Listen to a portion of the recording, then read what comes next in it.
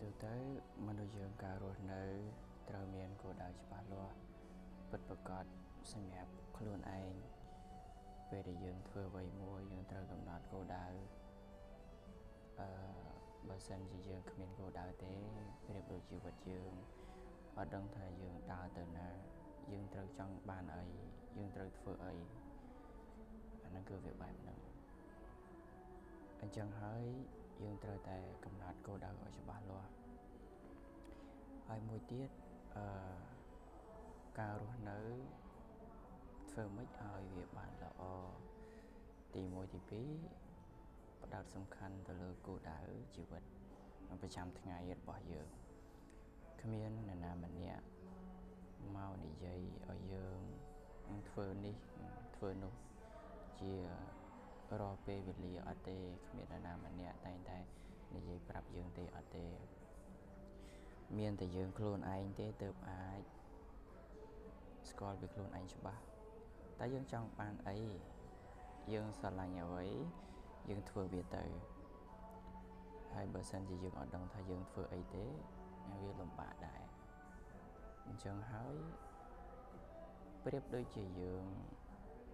ឃ្លានបាយ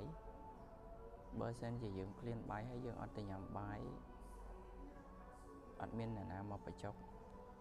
អត់មានអ្នកណាមកប្រាប់ថាញ៉ាំបាយត្រូវតែញ៉ាំបាយអត់មានទេអាហ្នឹងត្រូវតែទទួលខុសត្រូវលើខ្លួនឯងបើសិនបើយើងអត់ទៅញ៉ាំទេអាហ្នឹងកាពះរបស់យើងវាអត់មានអ្នកណាមកចាំបាច់មកបញ្ចុកយើងរាល់ពេលវេលារាល់វិនាទីអត់ទេទោះបីជាពុកម្ដាយក៏ដោយពុកម្ដាយពួកគាត់បានប្រាប់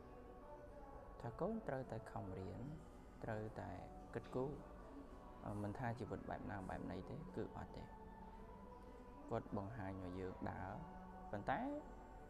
ការដើរស្ថិតនៅលើខ្លួនយើងបើសិនបើយើងចេះរៀបគម្រោងជីវិតខ្លួនឯងឲ្យបានល្អអាហ្នឹងជីវិតយើងវាមានភាពល្អប្រសើរយើងអត់អញ្ញែអញ្ញៃយើងមានគោលដៅច្បាស់លាស់យើងកំណត់គោលដៅសម្រាប់ខ្លួនឯងហើយយើងចេះចិញ្ចឹមជីវិតខ្លួនឯងហើយយើងមានទំនួលខុសត្រូវលើខ្លួនឯងការរស់នៅរបស់យើងហ្នឹងវាមានភាពល្អប្រសើរតែបើសិនជាយើងអត់មានគោលដៅទេជីវិតយើងតែតើអត់ដឹងថាត្រូវធ្វើអ្វីអត់ដឹងថាយើងហ្នឹងចូលចិត្តអីអត់ដឹងថាយើងហ្នឹងស្រឡាញ់អ្វីអត់មានគម្រោងអត់មានការគិតអញ្ចឹងណាអញ្ចឹងហើយត្រូវតែគិតឲ្យបានច្បាស់លាស់មុននឹងធ្វើអ្វីមុននឹងសម្រេចអ្វីត្រូវគិតគូរសម្រាប់ជីវិតខ្លួនឯងជីវិតរបស់យើងត្រូវតែទទួលខុសត្រូវរបស់ខ្លួនយើងអត់មានអ្នកណាមកតែងតែប្រាប់យើងគ្រប់ពេលវេលាគ្រប់វិនាទីអត់ទេជីវិតរបស់យើងគឺត្រូវតែទទួលខុសត្រូវលើខ្លួនឯងល្អអាក្រក់លើយើងខ្លួនឯងយើងអត់មានអ្នកណាមកចេះតែនិយាយប្រាប់យើងចេះធ្វើនេះធ្វើនោះធ្វើនេះធ្វើនោះអត់ទេអ្នកដទៃគេមានរឿងសម្រាប់ដោះស្រាយជីវិតរបស់គេដែរគេអាចចាំតែនិយាយប្រាប់យើងគ្រប់ពេលវេលាអត់ទេគ្មានអ្នកណាម្នាក់ធ្វើអញ្ចឹងបានទេក្រៅពីឪពុកម្ដាយយើងគឺអត់ទេឪពុកម្ដាយចេះតែស្ដីបដៅចេះតែថាចេះតែទូមានចេះតែប្រាប់ណាតែបើយើងខ្លួនឯងអាហ្នឹងការរស់នៅរបស់យើងវាបែបម៉េចគឺទទួលខុសត្រូវខ្លួនឯងហើយអត់អាចគ្រប់ពេលវេលាអីបានទេហើយជាចុងក្រោយអរគុណ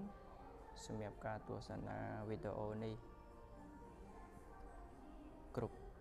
គ្នាអរគុណ thank you so much